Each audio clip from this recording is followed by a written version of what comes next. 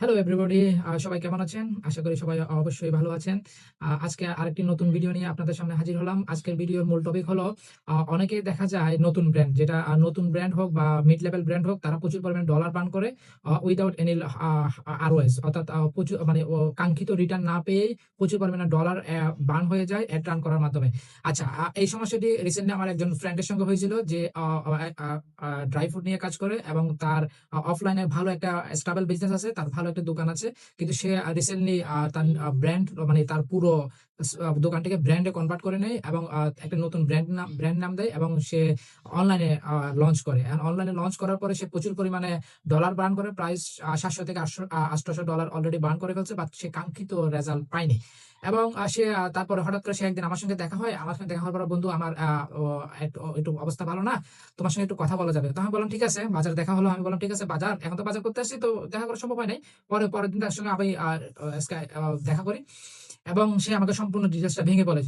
তখন আমি তাকে বললাম যে, তুমি কার বুদ্ধিতে অ্যাড রান করা শুরু করে দিছো? সে দেখে বলল, এরকম এরকম একটা এজেন্সি, তাদের কথায় আমি অ্যাড রান করছি, প্রচুর পরিমাণে আমি ডলার বার্ন করছি, বাট আমি কাঙ্ক্ষিত ফলাফল পাইনি। তখন আমি তাকে বললাম, ওকে ঠিক আছে, বাট তোমার সমস্যাটার সমাধান আমার কাছে আছে, কারণ আমি অলরেডি বড় বড় ক্লায়েন্টের সঙ্গে কাজ করছি যারা ইউএস বেস এবং প্রচুর পরিমাণে ডলার আমরা বার্ন করি এইসব সিস্টেমে। তাই ওইসব বার্ন থেকে আমি শিক্ষা নিয়েছি এবং আমার নিজস্ব একটা মেথড আছে। আচ্ছা, মেথডটার প্রথম পদ্ধতি তাকে আমি বললাম যে মেথডটা, এবার ওই যে সিক্রেট মেথড, ওইটা আপনাদের সঙ্গে এখন আমি বলবো এবং আমি এই পুরো সিস্টেমটাকে আমি পিন কমেন্টে দিয়ে দেবো একটা ডক ফাইলের মাধ্যমে। আপনারা যারা যারা এটা সম্বন্ধে আরো ডিপলি জানার ইচ্ছা আছে, তারা ডক ফাইলে যেয়ে ওখান থেকে পড়ে নিতে পারবেন। ওইটা দুইটা ভার্সন আছে, একটা ইংলিশ এবং বাংলা। আপনার দুটোটা পড়লেই যেকোনো একটা পড়লেই হবে। এবার আসি টপিকে। জিনিসটা হলো কিরকম, আপনি যখন মনে করেন আপনার কাছে বাজেট আছে $২,০০০ বা ৳২,০০,০০০ মতো আপনার কাছে বাজেট আছে, তাহলে আপনি কি করবেন? সর্বপ্রথম, বা $১,০০০ হোক, কোনো সমস্যা নাই। আপনি সর্বপ্রথম অ্যাড রান করবেন না। আপনি সর্বপ্রথম মাইক্রো ইনফ্লুয়েন্সার করবেন। TikTok এবং Facebook দুটোতেই। কারণ TikTok এর কথা কেন বলছি? কারণ TikTok এর কিন্তু প্রচুর পরিমাণে হিউজ অডিয়েন্স আছে এবং TikTok এর এনগেজমেন্ট Facebook এর থেকেও বেশি। এবার আপনি মাইক্রো ইনফ্লুয়েন্সার করবেন। মাইক্রো ইনফ্লুয়েন্সার বলতে কিরকম? যাদের ফলোয়ার ১০,০০০ আপ, ১০,০০০ আপ হইলে ওরা মাইক্রো ইনফ্লুয়েন্সার। আপনি মাইক্রো ইনফ্লুয়েন্সার খুঁজবেন। অবশ্যই মাইক্রো ইনফ্লুয়েন্সার শুধু ফলোয়ার থাকলে হবে না। আপনি ইনফ্লুয়েন্সার খোঁজার সময় তাদের এনগেজমেন্ট রেটটা দেখবেন। অর্থাৎ তাদের প্রত্যেকটা পোস্ট আপনি ঘেঁটে ঘেঁটে দেখবেন, তাদের প্রত্যেকটা পোস্টে কি পরিমাণে লাইক, কমেন্ট এবং শেয়ার হয়। তাহলে আপনি বুঝতে পারবেন যে ওদের এনগেজমেন্ট কত। আমি সবসময় আমি পছন্দ করি যে এনগেজমেন্ট রেটটা খুব সবচেয়ে বেশি, মানে এক কথায় 25% যদি এনগেজমেন্ট রেট হয়, তাহলে এনাফ, দ্যাটস গুড। এবার আপনারা কমপক্ষে ১০ জন মাইক্রো ইনফ্লুয়েন্সার নিবেন। মাইক্রো ইনফ্লুয়েন্সারদের বেশি টাকা দিতে হয় না। ৫ থেকে ১০,০০০ টাকা দিলে হয়ে যায়। তো আপনি এট লিস্ট ১০ জন মাইক্রো ইনফ্লুয়েন্সারকে খুঁজে বের করবেন, যাদের মাধ্যমে আপনার প্রোডাক্টটা প্রমোট করবেন। এবার আপনি যখন প্রোডাক্টটা দিবেন, ওরা যখন আপনার প্রোডাক্ট নিয়ে ভিডিও করবেন, প্রমোট করবে, অবশ্যই তাদেরকে কিছু গাইডলাইন দিয়ে দিবেন যে এই গাইডলাইন গুলো অবশ্যই ফলো করতে হবে। জিনিসটা হলো কি, ওরা ২ টা ভিডিও বানাবে। একটা হবে রিভিউ ভিডিও, আর একটা হবে আনবক্সিং বা প্যাকেজিং আনবক্সিং বা এমনি জাস্ট প্রোডাক্টের সম্বন্ধে একটা ধারণা দেওয়া। ২ টা ভিডিও বানাবে এবং এই ২ টা ভিডিও অবশ্যই তারা পোস্ট করবে তাদের ফেসবুক পেজ হোক বা টিকটক হোক, যেখানে হোক, ওরা অবশ্যই এটা পোস্ট করবে।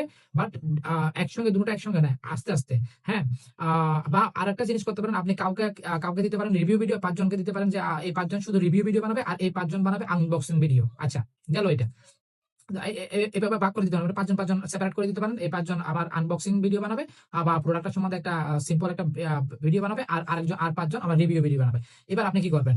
ও ওরা যখন এগুলো পোস্ট করবে, অবশ্যই ওদেরকে পোস্ট করতে হবে ওদের সোশ্যাল মিডিয়াতে। ওদের সোশ্যাল মিডিয়াতে পোস্ট করার পরে আপনি ওই ১০ টা ভিডিওকে আপনি ফিল্টারিং করা শুরু করবেন। যদি মনে করেন সাপোজ আপনি ২ টা ভিডিওর বদলে একটা করে ভিডিও যদি বানাইতে বলেন, তবে আমি আপনাদেরকে সাজেস্ট করব, অবশ্যই ওরা যেন এট লিস্ট ২ টা ভিডিও বানায়। বাট যদি রাজি না হয়, কোনো সমস্যা নেই, একটি ভিডিও এনাফ। ওই ১০ টা ভিডিওকে আপনি ফিল্টারিং করা শুরু করে দেবেন।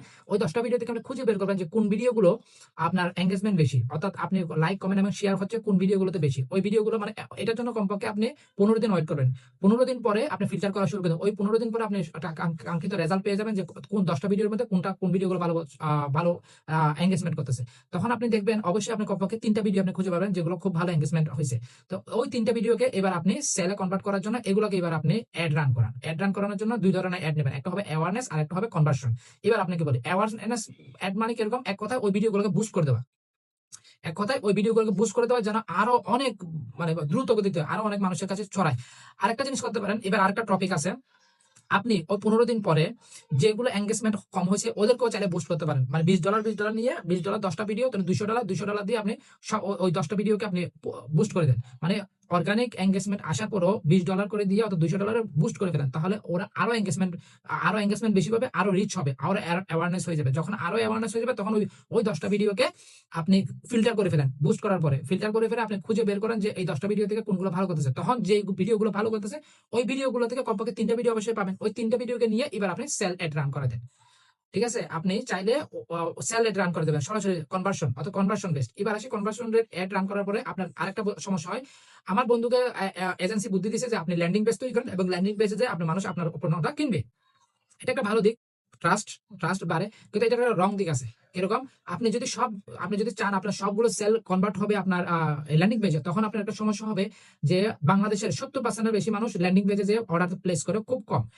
70% মানুষ ট্রাস্ট মি, এবং আমার ওয়াইফও সবচেয়ে বেশি আপনার অনলাইন থেকে পারচেস করে মেসেঞ্জারের মাধ্যমে, অর্থাৎ সে ওই পেজে যখন অ্যাড আসলে ওই মেসেঞ্জার বা হোয়াটসঅ্যাপে নক দিয়ে ক্যাশ অন ডেলিভারিতে নিয়ে নেয়। ঠিক আছে, সিওডি তে নিয়ে নেয় অর্থাৎ ক্যাশ অন ডেলিভারিতে নিয়ে নেয়।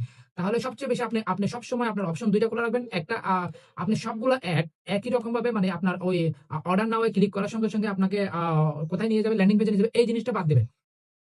ওই 3টা ভিডিওকে 3 রকম দিবেন, অর্থাৎ একটাকে দিবেন হোয়াটসঅ্যাপ, আরেকটাকে দিবেন মেসেঞ্জার, আরেকটাকে দিবেন cash on delivery, sorry landing page, অর্থাৎ 3টাকে 3 রকম দিবেন। আমি আপনারা বলছি 3টাকে কি রকম দিবেন, 3 রকম। একটাকে দিবেন মেসেঞ্জার, অর্থাৎ অর্ডার নামে দিলে সে মেসেঞ্জারে এসে যাবে, মেসেঞ্জারে আসার পরে তার সঙ্গে কনভার্সন শুরু হবে এবং মেসেঞ্জারের মাধ্যমে ক্যাশ অন ডেলিভারিতে প্রোডাক্টটা সেল হবে। সেকেন্ড জিনিস হলো হোয়াটসঅ্যাপে আসবে, হোয়াটসঅ্যাপে একই রকম কনভার্সনের মাধ্যমে ক্যাশ অন ডেলিভারিতে কনভার্ট হয়ে যাবে। আরেকটা হলো ল্যান্ডিং পেজ। তাহলে 3টা যখন অপশন আপনি খোলা রাখবেন তখন আপনি ইজিলি আপনি 7 দিনের ভিতরে আপনি ইজিলি আপনি খুঁজে বের করতে পারবেন যে কোনটা আসলে আমাকে কাজ বেশি দিচ্ছে, আমাকে ল্যান্ডিং পেজে আমার কনভার্সন বেশি হচ্ছে, নাকি মেসেঞ্জারে কনভার্সন বেশি হচ্ছে, নাকি হোয়াটসঅ্যাপে কনভার্সন বেশি হচ্ছে। যেগুলো কনভার্সন বেশি হচ্ছে ওগুলোকে রেখে দেন, আর যেটা কনভার্সন কমেছে ওটাকে অফ করে দেন, টোটাল ক্লোজ। ওটাকে নিয়ে আর কোনো কাজ করা দরকার, ওটাকে টোটাল ক্লোজ করে দেন। এবার সেকেন্ড জিনিস, এবার আপনি যদি অবশ্যই ওয়েবসাইটে করেন, অর্থাৎ আপনি যদি ল্যান্ডিং পেজে যদি কনভার্সনটা করতে চান তাহলে অবশ্যই আপনি ফেসবুকের কপি এবং টিকটকও একটা রান করাবেন। এটা শুধু ফেসবুকে না, দুটো সাইডে আপনি ট্রাই করে দেবেন। ওদের অবশ্যই যেন পিক্সেল গুলো ম্যাচিউর ভাবে সেট আপ করা থাকে এবং কনভার্সন এপিআই যেন খুব স্মার্টলি হয়, মানে ফুল সেটআপটা যেন স্মার্টলি হয়। আর সেকেন্ড জিনিস হলো যদি মেসেঞ্জারের মাধ্যমে করেন, মেসেঞ্জারের একটা অপশন আছে যেটার মাধ্যমে আপনি মানে ট্যাগ দিয়ে দিতে পারবেন যে এটা কনভার্ট ইন সেল, এটা একটা অপশন আছে। এটা ফেসবুকে আছে এবং কি এটা টিকটকে আছে, যে আপনি চাইলে ওটাকে মার্ক করে দিতে পারবেন যে এই কাস্টমার কনভার্ট ইন সেল, এই কাস্টমার সেলে কনভার্ট হয়ে গেছে। তাহলে কি হবে, ইজিলি ফেসবুক পিক্সেল আরো ম্যাচিউর হয়ে যাবে, সে বুঝতে পারবে যে কোনগুলো কনভার্সন হচ্ছে এবং কোনগুলো কনভার্সন হচ্ছে না। তখন সে যত ম্যাচিউর হবে তত আপনার অ্যাড এর পারফরমেন্স বাড়বে। তারপর আরেকটা লাস্ট ইম্পর্টেন্ট জিনিস হলো অবশ্যই একটা নির্দিষ্ট বাজেট রাখবেন। আপনি কত বাজেটের ভিতরে আপনি কাজটা করবেন। তাহলে অবশ্যই মনে করেন আপনি মাইক্রো ইনফ্লুয়েন্সারদের জন্য আপনি 5,000 করে বাজেট রাখবেন, তাহলে 5-10 জনের জন্য অবশ্যই 50,000। এরপরে আপনি ওই প্রত্যেকটা ভিডিওকে বুস্ট করবেন, ওদের 10টা ভিডিওকে বুস্ট করে প্রত্যেকটাকে $20 করে বুস্ট করবেন, তাহলে $200, ধরেন এখানে 25,000 টাকা, তাহলে 75,000 টাকা এখানে চলে গেল। এরপরে বাকি আপনার যদি মানে আপনার বাজেট যদি 1 লাখ হয় তাহলে বাকি 25,000 থাকবে আপনার অ্যাড এর জন্য। আর যদি 2 লাখের মতো বাজেট হয় তাহলে বাকি যে টাকাটা থাকবে ওটা আপনার অ্যাড এর জন্য। তো এইভাবে আপনি একটা নির্দিষ্ট বাজেটের মধ্যে আগে যেতে পারবেন। আসলে এই জিনিসটা পুরোটা হলো ডাটার খেলা। ডাটা মানে হলো আপনার প্রোডাক্টটাকে কত বেশি আপনি ডাটা কালেক্ট করতে পারতেছেন। এবার আরেকটা সবচেয়ে ইম্পর্টেন্ট জিনিস হলো আননোন, মানে আপনার ব্র্যান্ডটা যদি আননোন হয় তাহলে অবশ্যই মানুষ সঙ্গে আপনি যখন সাপোজ একটা রান করেন, আপনার ব্র্যান্ডটা আননোন, কোনো ইনফ্লুয়েন্সার আপনার ব্র্যান্ডটাকে নিয়ে কাজ করে নাই, আপনার ব্র্যান্ডের সম্বন্ধে মানুষ জানে না, তখন সঙ্গে আপনি সেল অ্যাড চালাই দিলেন। সেল অ্যাড চালাই দিলে কি হয়, মানুষ ট্রাস্ট করে না। সাপোজ মনে করেন আমি ঘরেরবাজার.com জামশেদ মজুমদারের চিনি, জামশেদ মজুমদারের ভিডিও দেখি, তার তার প্রোডাক্ট গুলোকে চিনি, তার প্রোডাক্টের সঙ্গে আমার ইন্টারাক্ট আছে, তাহলে ওই একই প্রোডাক্ট আপনার থেকে আমি কেন কিনবো? সাপোজ আমি যদি জামশেদ মজুমদার থেকে পাই তা আপনার থেকে কেন কিনবো? কোনোদিন কিনবো না। এই জিনিসটা হলো, এর জন্য আপনাকে অ্যাওয়ারনেস আগে করতে হবে। আপনাকে আগে সোশ্যাল মিডিয়া ইনফ্লুয়েন্সারের মাধ্যমে, মাইক্রো ইনফ্লুয়েন্সারের মাধ্যমে এভাবে আপনি আগে অ্যাওয়ারনেস তৈরি করতে হবে। অ্যাওয়ারনেস যদি তৈরি করেন তারপরে আপনি এগুলোকে সেলে কনভার্ট করতে পারবেন। আর একবার সেলে কনভার্ট করানোর পরে আরেকটা সবচেয়ে প্রবলেম হয় কি, লাইফ টাইম ভ্যালু, অর্থাৎ এলটিভি কাস্টমার, মানে লাইফ টাইম ভ্যালু আকারে ওটাকে ধরে রাখা। এবার আরেকটা কথা বলি, অনেকেই এটা সমস্যাটা ভোগেন যে কাস্টমার তো আনা যায়, একবার কনভার্ট করা যায়, কিন্তু লাইফ টাইম হয় না। লাইফ টাইম না হওয়ার পেছনে দুইটা কারণ থাকে। একটা হলো প্রোডাক্টের অবস্থা বেশি ভালো না, যারা প্রোডাক্ট যদি ভালো না হয় তাহলে ওই কাস্টমার ফেরত আসবে না। দ্বিতীয় হলো আপনি কাস্টমারের সঙ্গে এঙ্গেজমেন্ট রাখেন নাই, অর্থাৎ আপনি প্রোডাক্টটা সেল করার পর আপনি নিজেও গায়েব হয়ে গেছেন। অর্থাৎ কাস্টমারকে মাঝে মধ্যে মেসেঞ্জারে নক দেওয়া বা তাকে মেসেজ দেওয়া, বা তার যদি ফোন নাম্বার থাকে তাহলে তাকে এসএমএস করা, তার যদি ইমেল থাকে তাহলে তাকে মেল করা, এভাবে একটা কাস্টমারের সঙ্গে ইটারেশন, অর্থাৎ আপনি ইন্টারাক্ট করতে হবে বারবার। এটা ইটারেশন বলা হয়, ইটারেশন ইন্টারাক্ট, মানে বারবার তার সঙ্গে ইন্টারাক্ট করতে হবে। অন্য প্রোডাক্ট দিয়ে হোক, বিভিন্ন টিপস দিয়ে হোক, বা ওই প্রোডাক্টের ফিডব্যাক জানা নিয়ে হোক, যেভাবে হোক, বা তাকে ডিসকাউন্ট বা কুপন কোড দিয়ে হোক, তাকে ইন্টারাক্ট করে রাখা আপনার সঙ্গে থাকে, এটাকে বলা হয় LTV customer, life time value customer. অনেকে মনে করে কি একবার সেল হলে লাইফ টাইম কাস্টমার হয়ে যাবে। এটা ভুল কথা, এটা সম্পূর্ণভাবে ভুল কথা।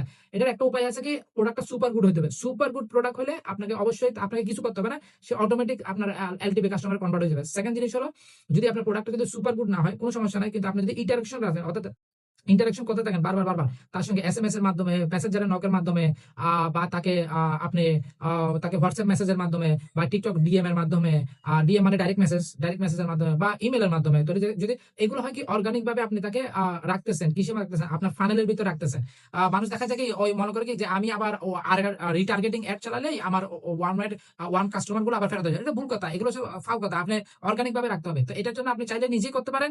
আর যদি আপনার কাছে সময় থাকে, আর একটা লোক নিয়োগ দিতে পারেন, ৮ থেকে ১০,০০০ টাকার মান্থলি বেতনে একটা লোক নিয়োগ দিতে পারেন, যে সবসময় আপনার এই জিনিসগুলোকে মেনটেন করবে, আপনার এই ইটারেশনটা রানিং রাখবে।